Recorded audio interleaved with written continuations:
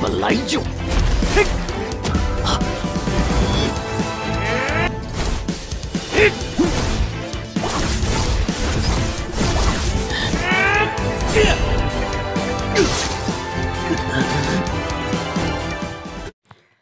Halo semuanya, bagaimana kabar hari ini? Semoga kita semua selalu diberi kesehatan untuk menjalani kehidupan ya. Nah, kali ini Mimin bakal bahas sebuah donghua yang gak biasa nih. Buat kalian yang suka sama genre aksi, komedi sekaligus misteri, sudah pasti donghua ini cocok banget sama kalian. Judulnya adalah Space Time Rift.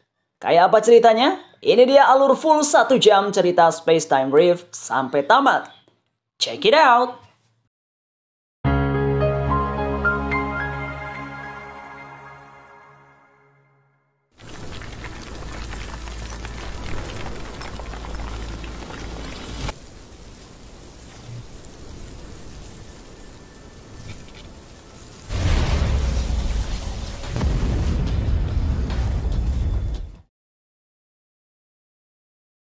Suatu malam di kota Mingshan, sebuah insiden terjadi. Ledakan dahsyat muncul dari kawasan Universitas Mingshan, dan cahaya menyembur ke langit. Setelahnya, cahaya itu terpencar ke berbagai arah. Masih pada malam yang sama, seorang pemuda bernama Lin Yivan sedang serius membuat draft untuk komiknya. Dia menyetel televisi yang memberitakan kejadian di Universitas Mingshan itu. Menurut berita, ledakan berasal dari situs galian yang dilakukan oleh universitas dan didanai oleh grup Lu. Situs itu diperkirakan adalah tempat legendaris pada 500 tahun lalu. Lin Yivan tak peduli dengan berita itu. Dia menyelesaikan draft komiknya, kemudian mengunggahnya ke sebuah website. Dia pun yakin kalau dia akan menjadi komikus yang sukses. Saat itulah mendadak sebuah portal cahaya muncul di depannya. Lin Yivan pun terjatuh ke dalam portal tersebut.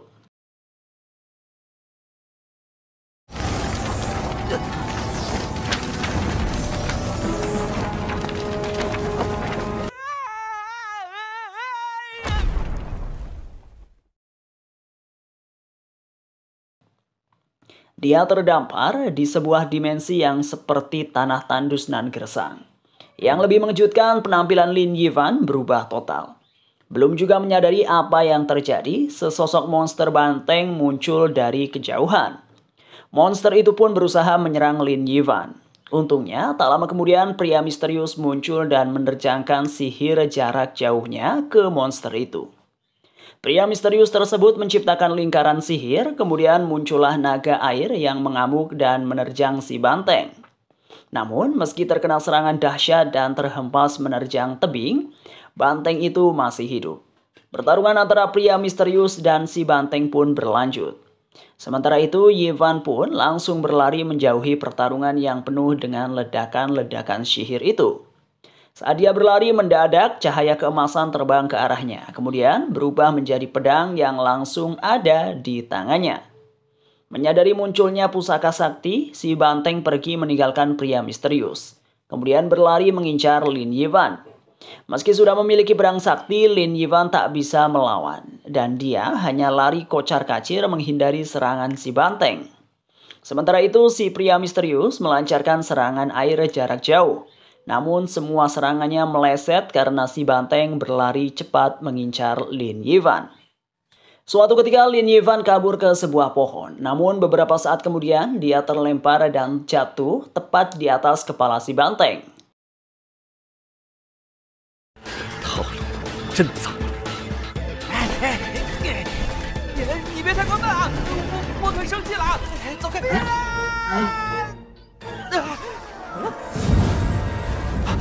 我的任务。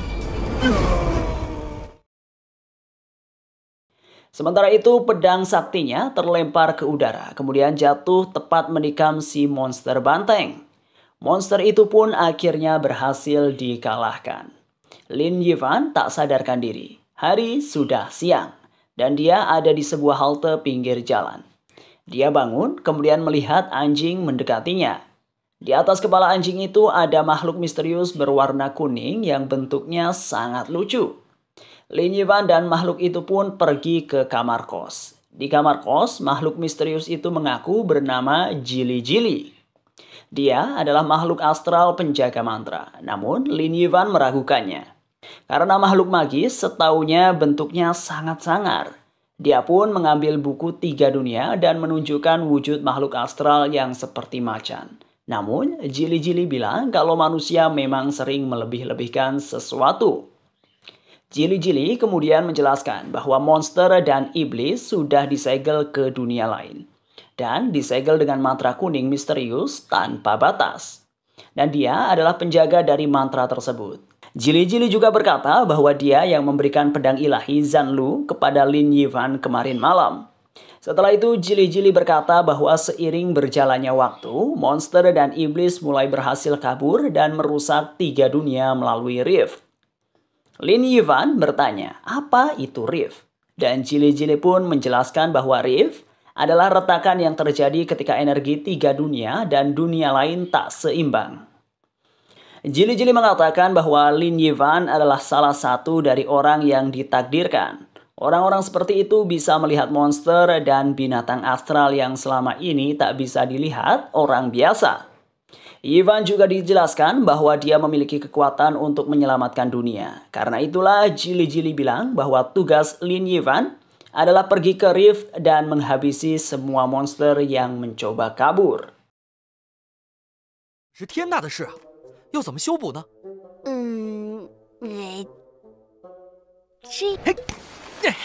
尽管交给本英雄吧。嘿嘿嘿嘿，哈哈哈哈！所以进入时空之系打败妖风，注定是你的责任。放心。 Tak lama kemudian Lin Yivan ditelepon bapak kos. Ternyata Lin Yivan sudah menunggak bayar kos. Lin Yivan bilang akan membayarnya minggu depan saat draft komiknya selesai. Namun Pak Kos tak mau terima alasan itu.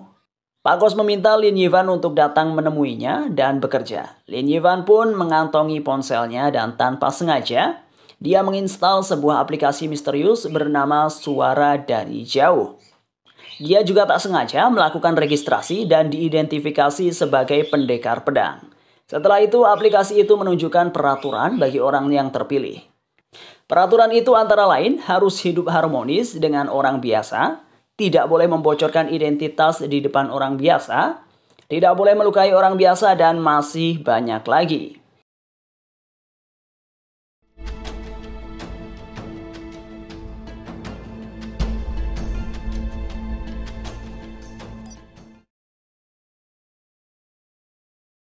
Adegan kemudian beralih ke pria bernama Lu Hang. Dia sedang diantar sopirnya menggunakan sebuah mobil mewah. Di ponselnya dia membuka aplikasi Suara dari Jauh. Ternyata para pengguna aplikasi itu tengah melakukan obrolan mengenai insiden di situs galian. Menurut salah satu dari mereka, jika penggalian terus dilakukan, arkeolog di kawasan itu akan menjadi tua. Selain itu, mereka juga membahas mengenai semacam organisasi bernama Aliran Kejahatan. Tak lama kemudian ada notifikasi dari aplikasi itu.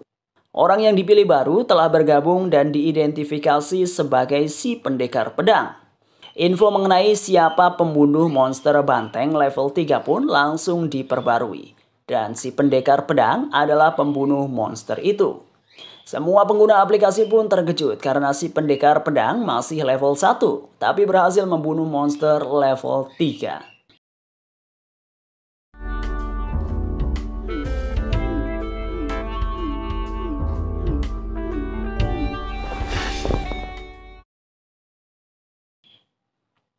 Adegan berganti ke Lin Yivan yang mengendarai sepeda keliling kota untuk mengantarkan paket. Di jalan, dia berhenti dan bertanya, apakah Jili memiliki saudara? Ternyata Lin Yivan melihat makhluk astral mirip Jili yang ada di pangkuan seseorang di halte.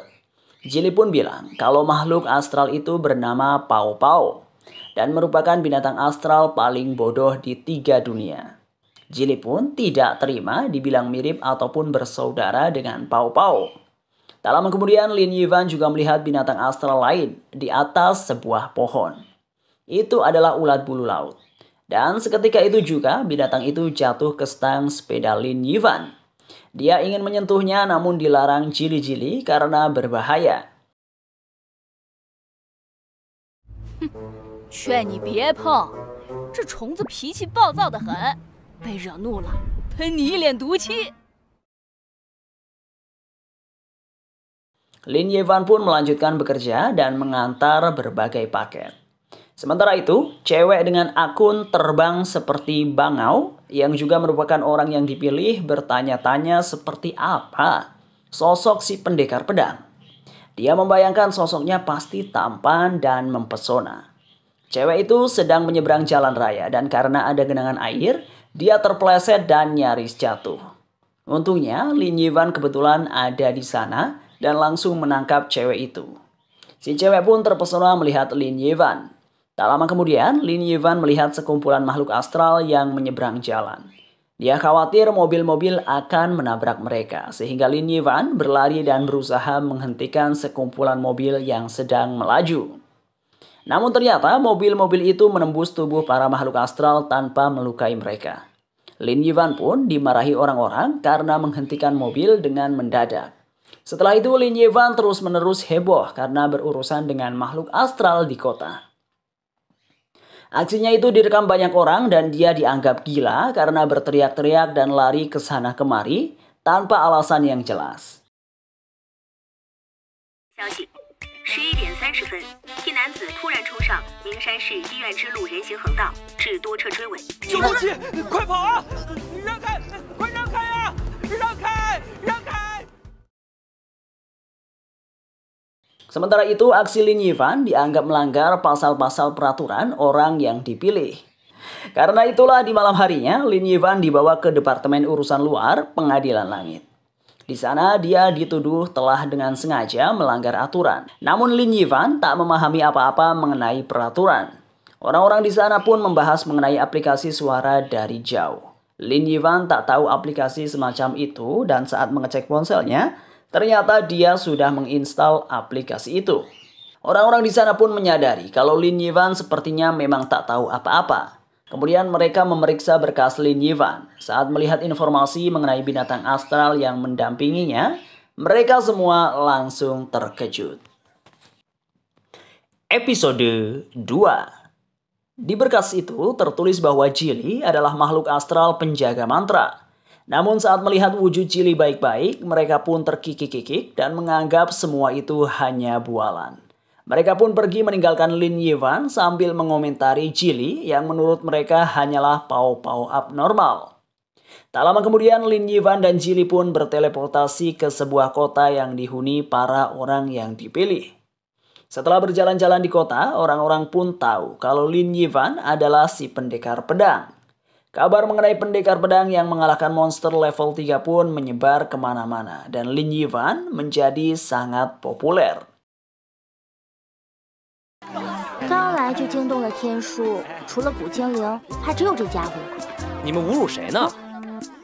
哪儿来的中二病？这不是剑侠客那憨货吗？剑侠客！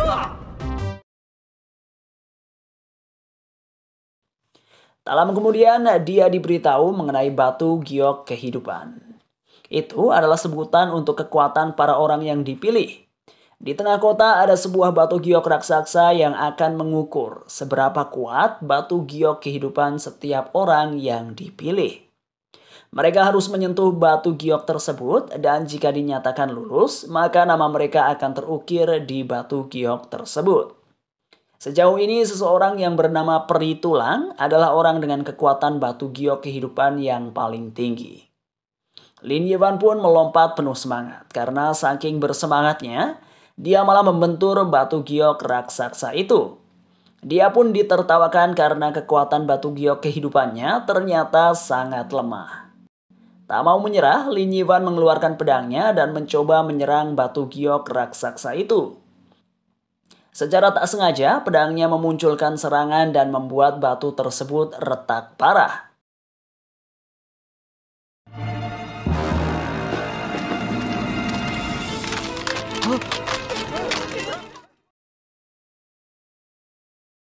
Tak lama kemudian, mas-mas pelontos dan kekar bernama Zheng Baitou muncul di sana. Bukannya memarahi Lin Yivan, dia malah kagum dengan kemampuan Lin Yivan.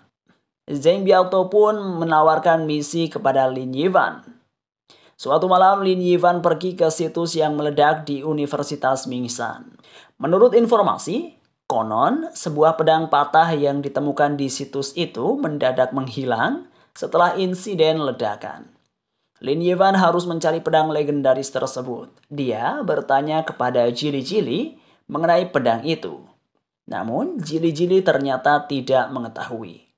Meski begitu, Jili-Jili sepertinya menyembunyikan sesuatu. Sementara itu di sebuah kamar, seseorang misterius ternyata sudah memiliki kedua pecahan pedang. Dia pun menyatukan pedang itu dan ledakan energi sihir langsung menyebar kemana-mana. Seketika itu juga Lin Yivan berubah ke penampilan di dalam Rift. Tak hanya itu, monster kepiting raksasa juga muncul di dekatnya. Menggunakan pedang, Lin Yivan bertarung melawan monster kepiting tersebut. Dia berhasil menebas capit kepiting sampai putus dengan pedangnya. Kepiting itu pun lari kocar-kacir.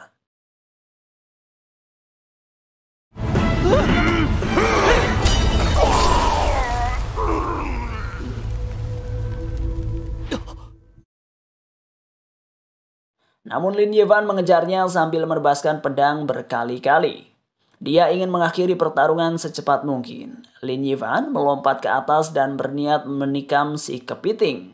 Namun secara mengejutkan, wujud si kepiting menjadi lebih besar. Dia pun menghajar Lin Yivan dengan pukulan capitnya. Lin Yivan terpental ke tanah dan babak belur. Sementara pedangnya patah menjadi dua. Kepiting raksasa itu bergegas mengincar Lin Yivan. Namun untungnya seseorang datang menggunakan sepeda motor. Dia melompat dan langsung berubah menjadi peri tulang.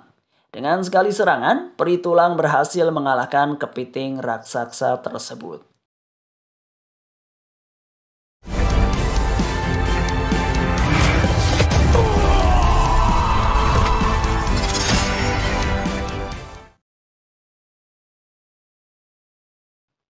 Beberapa saat kemudian, di kamar kos Lin Yivan, Jili-Jili ngomel-ngomel sendiri sementara Lin Yivan yang babak belur masih pingsan.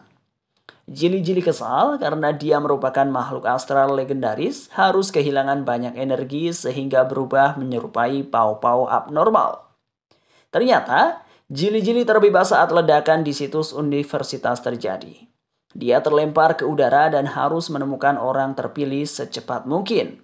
Dia pun melihat cahaya dari kamar Lin Yivan dan melesat ke sana. Dia juga yang membuka portal dan mengirim Lin Yivan ke dimensi lain. Namun ternyata Jili-Jili menyadari bahwa Lin Yivan memiliki batu giok kehidupan yang sangat lemah. Karena itulah dia memberikan pedang sakti kepadanya. Awalnya, dia percaya Lin Yivan bisa mengalahkan monster. Namun dia terkejut saat Lin Yivan berhasil membunuh monster itu.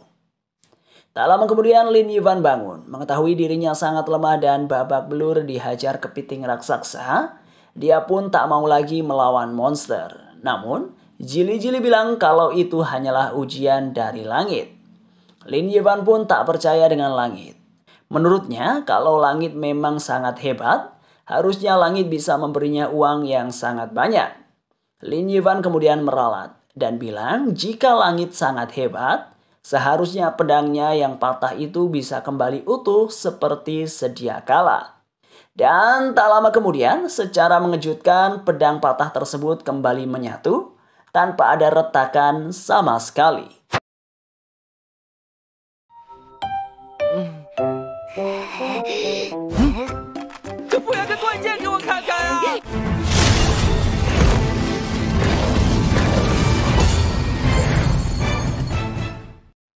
Setelah pedang itu menyatu, sebuah cahaya hijau terpancar dan menghilang dengan cepat. Lin Yivan tak terlalu peduli dengan cahaya tersebut, namun Jili-Jili sepertinya menyadari sesuatu. Sementara itu di sekitar situs yang meledak, Lu Hang dan pengawalnya sedang menyelidiki sesuatu. Menurut pengawalnya, pedang legendaris yang memancarkan cahaya hijau adalah penyebab munculnya Rift. Masalahnya pedang itu kini telah menghilang. Esok harinya pengguna aplikasi suara dari jauh heboh karena misi menyelidiki Universitas Mingshan telah selesai. Yang menyelesaikannya adalah peri tulang dan pendekar pedang.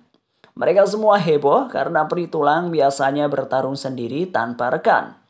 Gosip liar seputar hubungan peri tulang dan pendekar pedang pun bermunculan. Sementara itu, karena penasaran dengan pendekar pedang, Lu Hang memutuskan pindah ke kamar kos di kos-kosan yang sama dengan Lin Yivan. Dia dibantu pengawalnya melakukan pemindahan dan menyulap kamar kos itu menjadi sangat mewah. Saat siang hari tiba, Lin Yivan berkunjung ke sana karena ingin berkenalan dengan tetangga barunya. Dia pun mengenali Lu Hang sebagai pria yang pernah menyelamatkannya itu. Lin Yivan pun terpukau dengan semua barang mewah di kamar itu. Dia bertanya banyak hal mengenai berbagai benda yang ada di sana. Suatu ketika dia bertanya mengenai bola-bola misterius yang ada di sana. Lu Hang berkata bahwa bola itu adalah roh monster.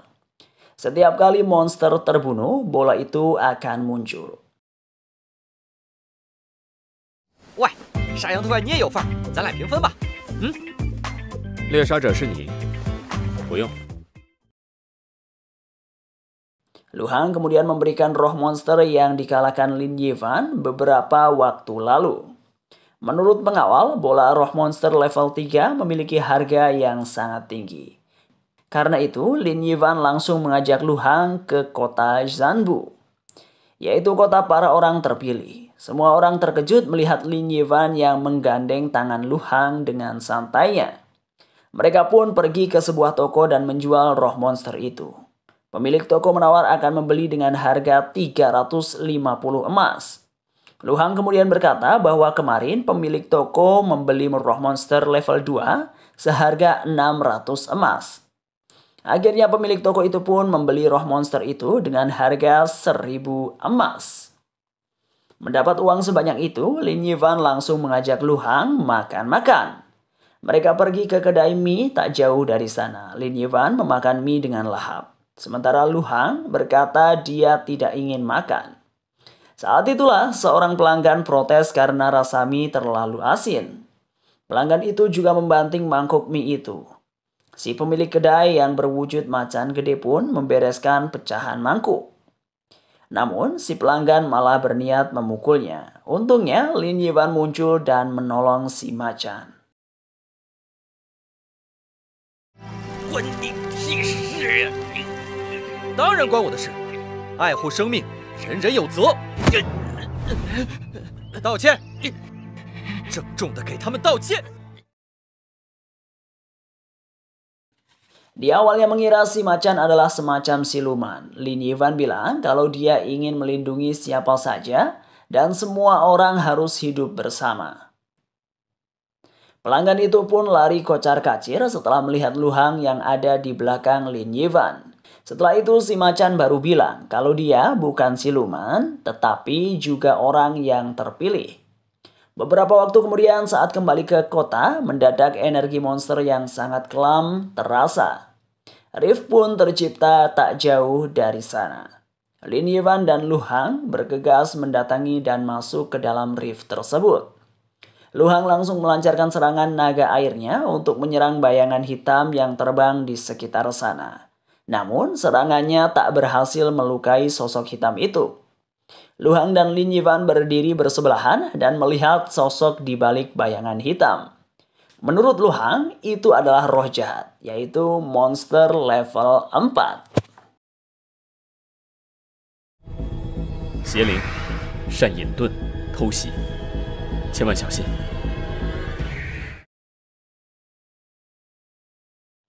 Roh jahat memiliki kecepatan gerak yang sangat dahsyat dan mampu menghindari serangan.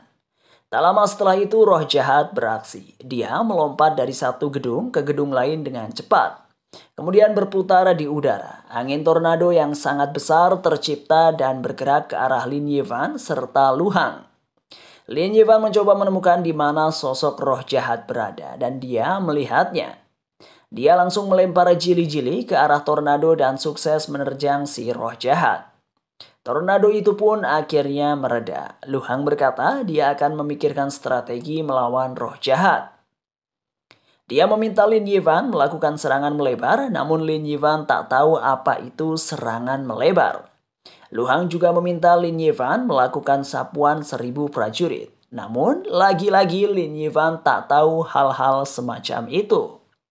Saat itulah roh jahat maju dan menyerang. Mereka menghindari serangan tersebut dan Lin Yivan maju dan menebas roh jahat. Namun, dengan cepat roh jahat itu menghindar. Lin Yivan dan Lu Hang pun mengepung roh jahat dari dua arah. Mereka berdua maju secara bersamaan dan melancarkan serangan.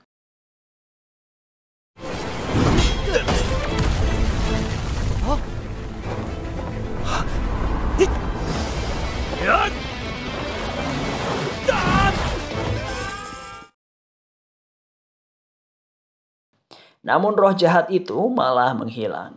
Lu Hang berkata kalau roh jahat bisa saja bersembunyi di bawah tanah dan sewaktu-waktu melancarkan serangan.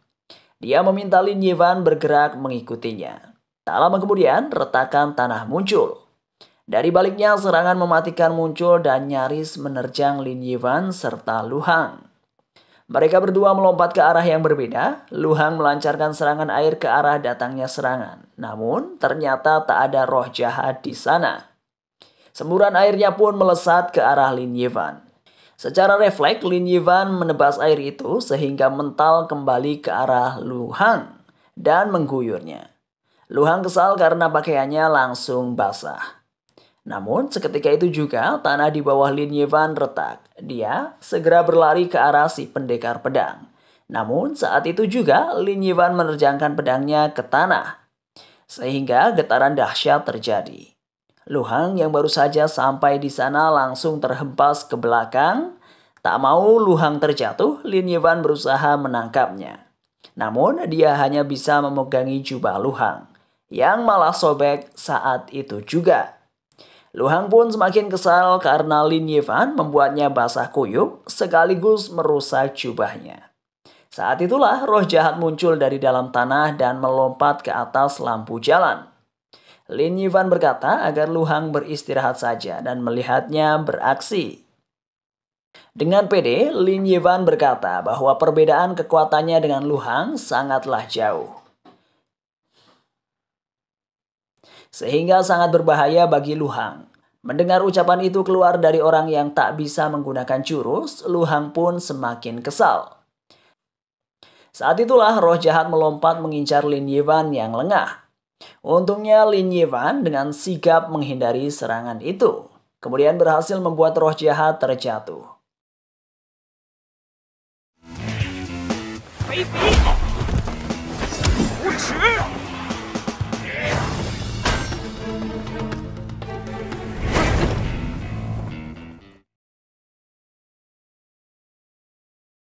Setelahnya, Lin Yivan maju dan menghajar roh jahat itu sampai babak belur. Lu Hang pun semakin kesal dengan tingkah sombong si pendekar pedang. Meski begitu, Lu Hang harus mengakui kalau kekuatan Lin Yivan cukup lumayan.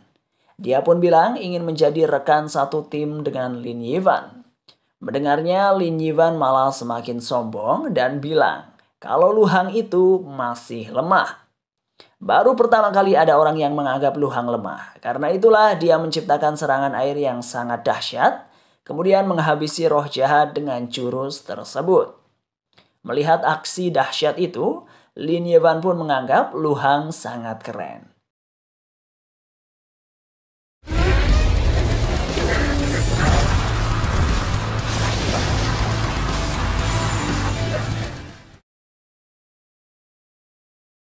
Begitu Rift menghilang, Lin Yivan langsung menarik kembali kata-katanya.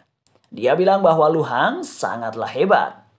Dia pun bersemangat dan sangat ingin menyelamatkan dunia bersama Lu Hang. Malam harinya Lin Yivan berlatih keras untuk menggunakan jurus pendekar pedang.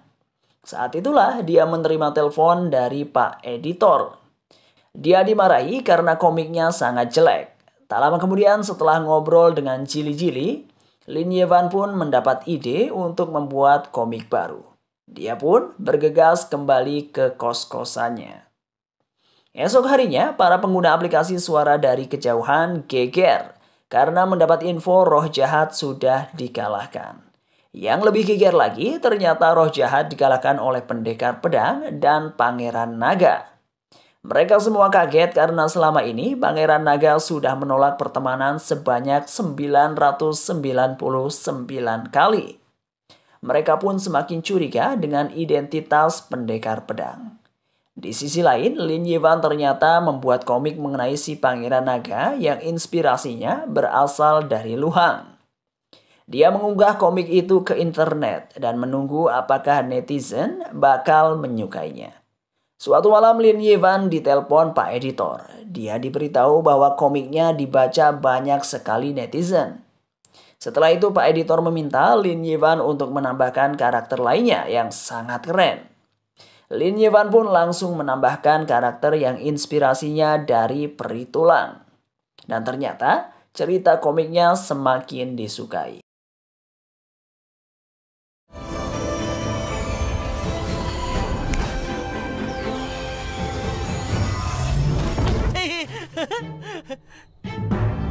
又 A 又炸。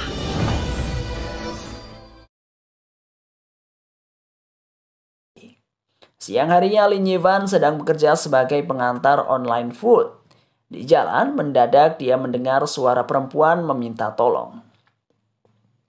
Dia melihat di sebuah gang seorang gadis yang diancam oleh mas-mas mencurigakan. Sifat heroik Lin Yivan pun muncul. Dia berlari dan mengejar mas-mas mencurigakan itu. Namun ternyata tempat itu adalah area syuting sehingga Lin Yivan harus membayar ganti rugi atas apa yang dia perbuat.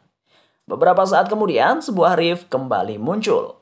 Lin Yivan pun bergegas berlari meninggalkan tempat itu menuju lift. Sementara itu artis muda yang diselamatkan Lin Yivan itu pun langsung mencurigai Lin Yivan. Lin Yivan masuk ke dalam lift dan melihat monster merah yang mengamuk. Ternyata itu adalah monster level 5 bernama Yaksa. Lin Yivan maju mencoba menyerang, namun pedangnya ditangkap dengan mudah oleh Yaksa. Lin Yivan pun dilempar menjauh. Setelah itu, Lin Yivan kembali maju. Namun berbagai bongkahan tanah muncul dan menahan tubuhnya. Sementara itu, Jili-Jili yang bersembunyi di dalam pohon malah bertingkah mencurigakan. Sepertinya dia senang saat melihat Yaksa nyaris membunuh Lin Yivan. Dia membahas mengenai segel yang akan kembali kuat dan ketiga dunia akan hidup dalam harmoni. Sayangnya peri tulang muncul dan menyelamatkan Lin Yivan. Peri tulang pun bertarung dengan sengit melawan monster level 5 itu.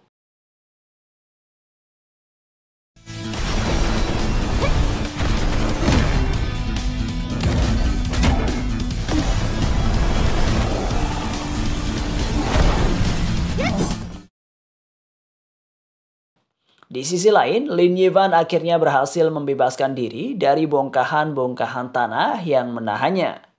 Dia maju ke depan dan melancarkan jurus sapuan 1000 prajurit. Serangannya berhasil menerjang Yaksa dan melemparnya menjauh. Dia pun langsung mengajak peri tulang untuk bertarung bersamanya sejak saat itu. Namun, tak lama kemudian, Yaksa kembali bangkit dan nyaris menyerang Yivan. Untungnya peri tulang langsung maju dan melawan Yaksa. Mereka berdua kembali bertarung sementara Lin Yivan hanya bisa melihat. Peri tulang menghimpun jurus di udara. Namun saat itulah pedang Lin Yivan memancarkan warna hijau dan mulai bergerak dengan sendirinya. Lin Yivan pun terseret pedangnya meluncur ke arah peri tulang. Mereka berdua pun bertabrakan sehingga jurus peri tulang gagal dilancarkan. Peri tulang segera bangkit dan maju melawan Yaksa. Sementara itu Lin Yivan masih kesusahan mengendalikan pedangnya. Saat itulah peri tulang menahan Lin Yivan dengan jurusnya agar tidak bisa bergerak. Setelah itu peri tulang maju sambil mengerahkan seluruh kekuatannya. Dia pun menciptakan jurus yang sangat dahsyat dan mengenai Yaksa dengan telak.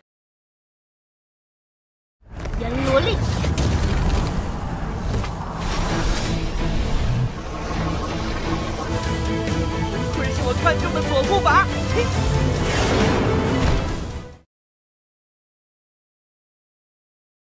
Namun sayangnya Yaksa belum kalah dan menghilang entah kemana. Rift pun menghilang secara perlahan-lahan. Saat itulah Lin Yivan mengetahui identitas dari peri tulang. Ternyata si artis yang coba dia tolong itu adalah identitas peritulang. Nama gadis itu adalah Kim Mo. Lin Yivan langsung berniat mengajak Kim Mo untuk bergabung dengan timnya. Namun Kim Mo menolak mentah-mentah tawaran tersebut. Tak lama kemudian, Lin Yivan dibawa ke pengadilan langit untuk diadili. Dia ditanyai mengenai ayahnya yang bernama Wang Zhan. Lin Yivan ditanya di mana Wang Zhan saat ini dan juga bagaimana cara mereka berkomunikasi dengan kelompok Baiyu Liang. Namun Lin Yivan tak tahu sama sekali. Dia tak tahu di mana ayahnya, juga tak tahu mengenai Baiyu Liang. Karena Lin Yivan tak mau mengaku, dia pun dikurung dan disiksa di tempat itu.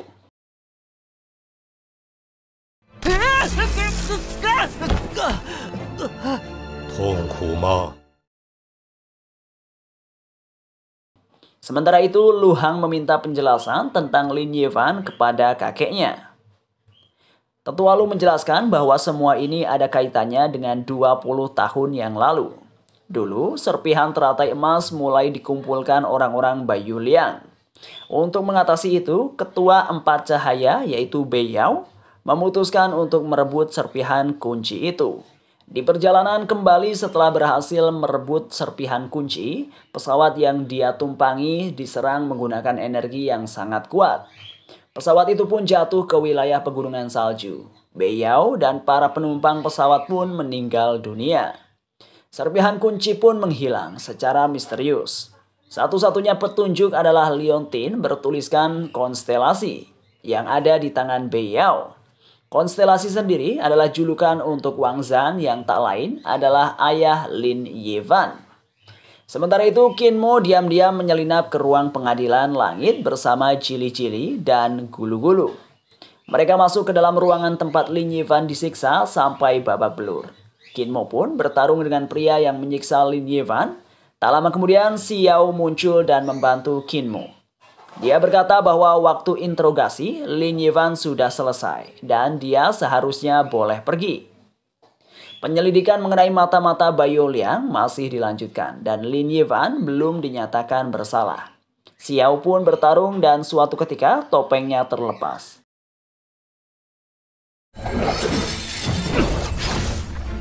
Xiao, 你敢拦我？审查时间到。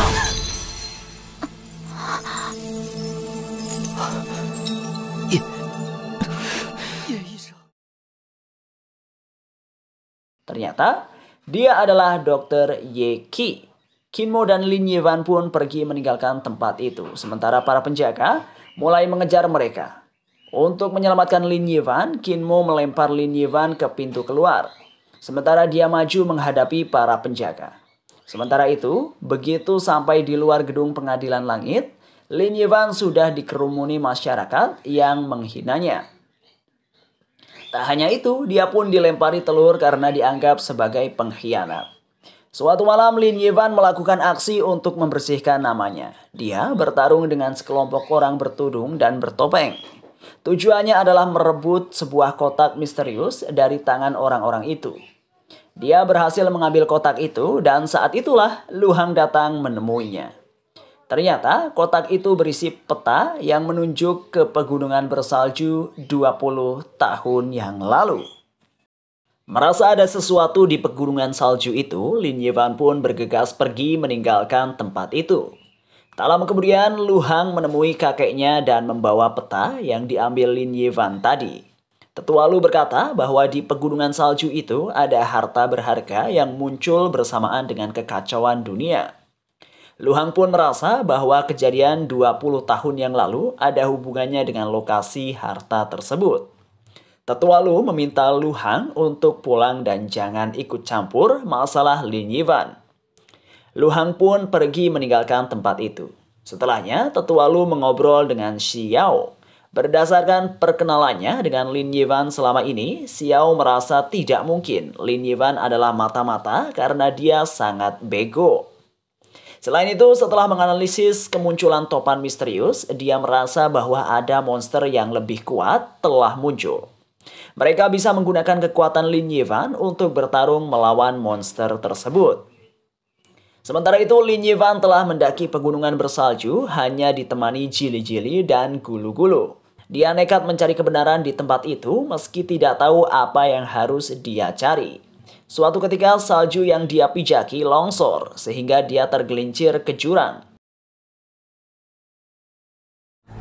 我去，这么高，这么大的地方，就这样下去？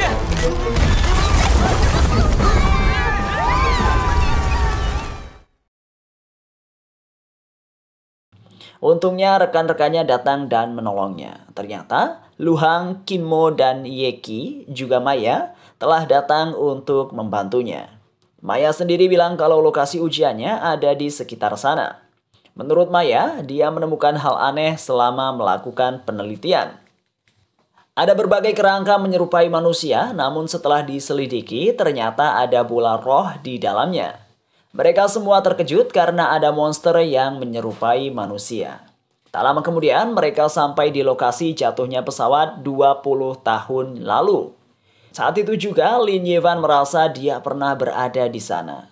Sebuah suara mendadak muncul dan mengatakan Lin Yivan memang pernah ada di sana sambil membawa sesuatu. 我好像来过这里。你当然来过。 一帆，你怎么了？ Ternyata sekelompok orang berjubah yang tak lain adalah Bai Youliang telah mengepungnya dan mereka menginginkan Lin Yivan untuk ikut bersama mereka. Pertarungan pun terjadi di lokasi bersalju itu. Lin Yivan dan rekan-rekannya bekerja sama untuk mengalahkan para orang berjubah itu. Qin Mo berhadapan dengan salah satu dari mereka dan ternyata sosok di balik tudung jubahnya adalah Luo Keseng, manajernya sendiri. Tak lama kemudian, ketika para orang berjubah sudah diatasi, mendadak sambaran petir yang sangat dahsyat muncul dari langit berulang kali. Lin Yivan dan rekan-rekannya pun melompat berkali-kali menghindari serangan misterius tersebut. Tak lama setelahnya, Qin Mo mengaktifkan jurus mata astral dan membuat mereka semua bisa melihat apa yang sebenarnya terjadi. Tak jauh dari mereka, sebuah tombak dengan bendera yang berkibar telah berdiri tegak. Menyusulnya, monster raksasa berkepala burung muncul dan berbicara kepada mereka.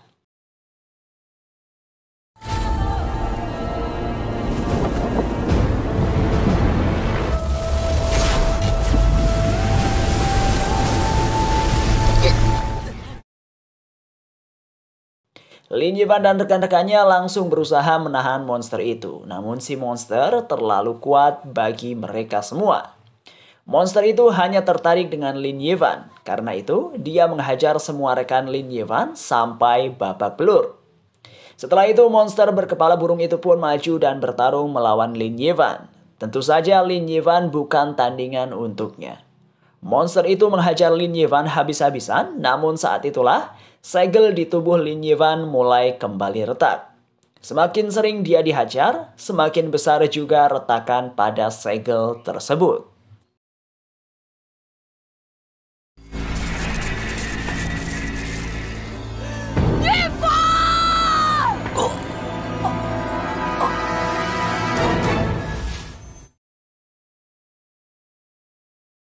Meski retakan segelnya semakin membesar, namun Lin Yivan tetap berhasil dikalahkan. Ritual pun kemudian dimulai. Lingkaran sihir tercipta di langit, kemudian memunculkan terjangan sihir ke tubuh Lin Yivan. Seketika itu juga, cahaya keemasan memancar keluar dari tubuh Lin Yivan. Selama proses itu, Lin Yivan mengingat apa yang terjadi 20 tahun yang lalu. Dia yang masih kecil berjalan mengikuti ayahnya di pegunungan salju. Di sekitarnya pertarungan dari dua kubu terus berlangsung untuk memperebutkan serpihan teratai emas. Suatu ketika serpihan itu terlempar dan tersimpan ke tubuh Lin Yivan. Sementara itu ritual yang dilakukan si monster akhirnya selesai. Serpihan teratai emas berhasil dikeluarkan dari tubuh Lin Yivan. Monster itu pun mengambil serpihan tersebut, namun seketika itu juga Lin Yivan bangkit dan menyerang monster itu. Dia berterima kasih karena sudah mengeluarkan benda yang membuat kekuatannya tersegel. Mereka berdua pun bertarung dan secara mengejutkan Lin Yivan berhasil mengimbangi kekuatan si monster. Sementara itu rekan-rekan Lin Yivan kembali bertarung melawan para orang berjubah. Sayangnya, meski Lin Yivan sudah membangkitkan kekuatan yang sesungguhnya, tubuhnya sudah babak belur dan kelelahan. Dia pun terdorong mundur dan semakin kelelahan. Untungnya, Ye Qi menciptakan sihir perlindungan sekaligus penyembuhan. Lebih jauh lagi, Ye Qi memberikan sihir peningkatan kekuatan. Lin Yivan pun maju dan meladeni monster burung tersebut. Lin Yivan tampak jauh lebih unggul. Dia bahkan berhasil menebas si monster dengan sekali kibasan pedang. 还是说他本来就……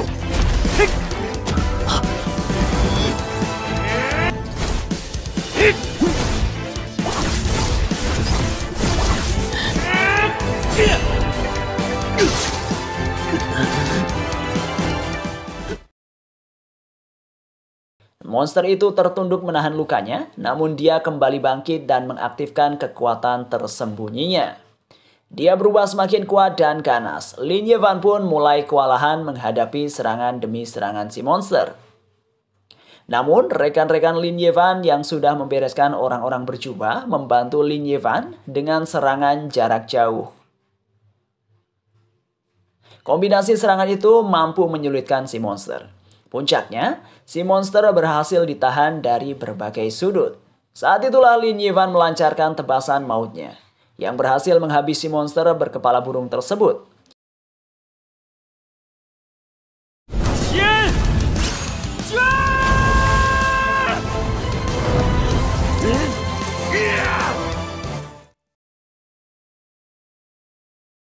Serpihan teratai emas pun berhasil direbut oleh mereka. Mereka semua pun kembali ke Zanbu dengan kondisi babak belur. Para warga penasaran kenapa mereka semua babak belur. Namun mereka juga masih mencurigai Lin Yivan sebagai mata-mata. Meski begitu, Tetua Lu datang dan berkata bahwa para pahlawan sudah kembali. Lin Yivan dan rombongannya pun disambut sebagai pahlawan oleh para warga. Konflik pun untuk sementara waktu berakhir. Esok harinya Qin Mo menemui Lin Yivan. Mereka membahas mengenai misteri tentang ayah Lin Yivan yang masih belum diketahui. Meski begitu, Lin Yivan akan terus menyelidiki misteri tersebut. Tak lama kemudian, mereka berdua pergi ke situs galian di dekat universitas. Lu Hang, Maya, dan Ye Qi juga sudah ada di sana. Waktu itulah Maya membuka sebuah kain penutup. Mereka melihat kerangka misterius dan di dalamnya ada bola roh monster. Mereka terkejut karena bisa ada bola roh monster di tengah kerangka.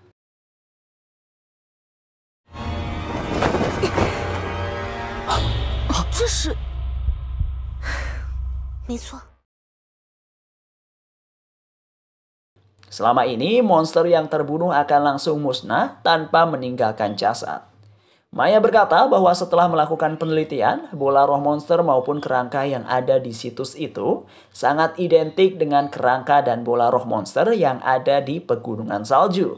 Mereka pun curiga bahwa kedua kerangka itu berasal dari makhluk yang sama. Selain itu, Maya juga berkata bahwa kerangka tersebut 99% menyerupai kerangka manusia. Saat itulah Qin Mo mulai merasakan sesuatu yang aneh. Dia menyentuh kerangka tersebut dan di belakangnya langsung muncul portal misterius. Dia pun terseret masuk ke dalam portal dan tidak sempat diselamatkan oleh siapapun. Sementara itu, Luo Keseng yang dikurung di penjara didatangi oleh orang misterius. Mereka membahas bahwa seseorang telah terbangun. Di sisi lain, Qin Mo terjatuh dan pingsan di sebuah dimensi lain. Tak lama kemudian, seorang perempuan misterius datang mendekatinya dan berkata, sudah lama mereka tidak bertemu. Musim pertama Donghua Space Time Rift pun selesai.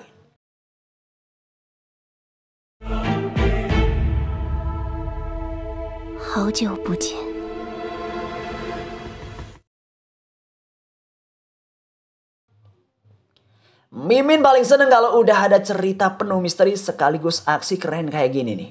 Setiap episode menguak misteri baru, namun juga menambah misteri lain yang lebih seru untuk diikuti. Puncaknya, Mimin penasaran banget sama apa yang terjadi sama Wang Zhan alias ayahnya Lin Yivan.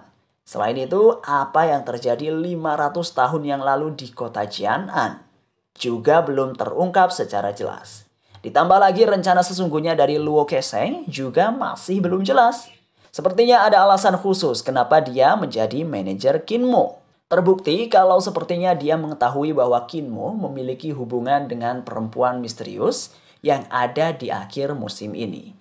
Tapi ya kita hanya bisa menunggu sampai semuanya terungkap di musim-musim mendatang. Karena ceritanya udah tamat season satunya, maka Mimin sudahi juga konten kali ini. Semoga ada season lanjutannya ya. Amin.